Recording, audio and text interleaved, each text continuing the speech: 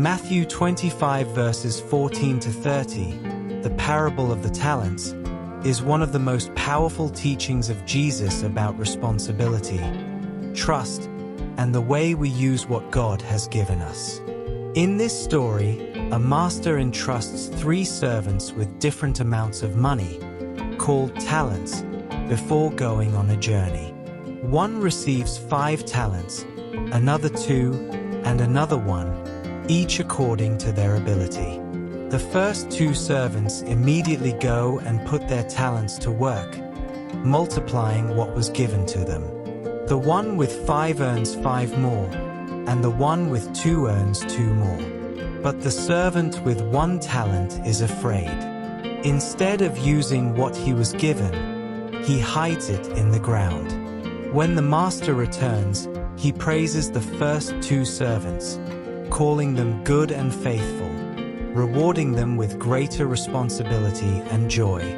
But the one who buried his talent faces rebuke and loss because he failed to use what was entrusted to him. This parable is more than a story about money. It's about life, opportunities, gifts, and the grace that God places in our hands. Each of us is given talents, not always in the form of wealth, but in the form of time, skills, relationships, opportunities, and even the gospel itself. God, our Master, entrusts these to us, expecting us not to waste them, but to multiply them for His glory and for the good of others. The key teaching here is that God doesn't ask us to do what we cannot. He gives to each according to his ability. The servant who received 2 talents was not expected to earn 5, but only to be faithful with what he had. God measures faithfulness, not comparison. He looks at how well we use what has been given to us personally. This is a great comfort, because it means that even if you feel like you have less than others, less talent, less opportunity, less strength, God simply asks you to be faithful with your portion. But the parable also carries a warning. The servant who buried his talent represents the danger of fear, laziness, and excuses. He claimed he was afraid of the master, but in reality, he lacked trust and initiative.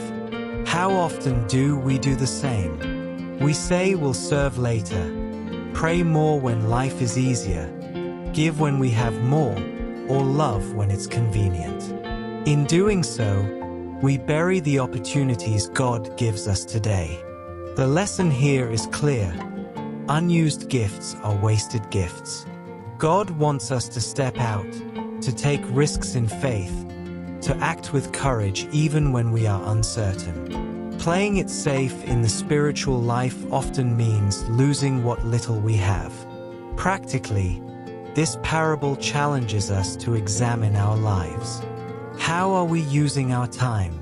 Are we investing it in prayer, family, service, and building others up? Or are we wasting it on distractions and selfishness? How are we using our resources? Are we generous with what God has blessed us with? Or do we bury it in fear and greed? How are we using our skills? Do we share them to help our community, workplace, or church? Or do we hide them because of fear of failure or judgment? And most importantly, how are we living out the gospel? Every Christian is entrusted with the good news of Jesus. Are we multiplying it by sharing it through love, kindness, testimony, and action? Or are we burying it in silence and indifference?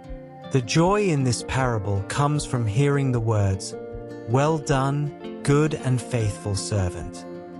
Imagine standing before God at the end of your life, and instead of regret or excuses, you can say, "Lord, I used everything you gave me."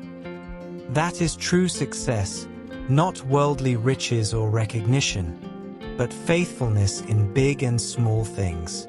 When we step out in faith, God multiplies our efforts. The little you offer, an act of kindness, a word of encouragement, a small sacrifice, can grow into something far beyond what you imagined. The master in the parable gave greater responsibility and joy to the servants who were faithful, showing us that God rewards not only in heaven but even in this life, by entrusting us with greater peace, deeper relationships, and more meaningful purpose. So let this parable be both encouragement and challenge. Do not compare your talents with others, but ask yourself daily, am I being faithful with what God has given me? Do not bury your opportunities in fear, but take them, invest them, and let them grow. Be bold in love, generous in giving, consistent in prayer, and active in service. Life is short, and every day is a gift from the Master. When He returns, may we not be empty-handed, but filled with the fruits of a life well lived in His trust. That is the calling of this gospel, to live faithfully, to multiply what God has entrusted to us, and to enter into the joy of our Master.